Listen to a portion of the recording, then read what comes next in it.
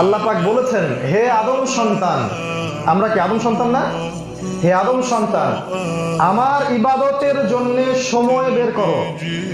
আমার জন্য, আমার ইবাদতের জন্য সময় বের করো। যদি তুমি আমার জন্য সময় দিতে পারো তাহলে দুইটা তোমাকে ফজিলত আমি দিব। একটা হচ্ছে তোমার সমস্ত টেনশন আমি দূর করে দিব,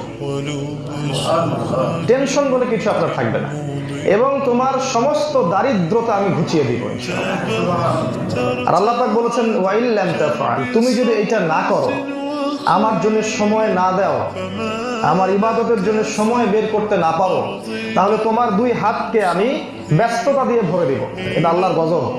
আরেকটা হচ্ছে, তোমার অভাব আমি কোশ্চিন কালেও দূর করব না। কপালের মাঝখানে আল্লাহ পাক অভাব লিখে দিবেন। টাকা থাকতে পারে 1 কোটি, 2 কোটি, 3 কোটি, 10 কোটি, অভাব দূর হবে না। কারণ টাকা মানুষের অভাব দূর করে না, আল্লাহ মানুষের অভাব দূর করেন।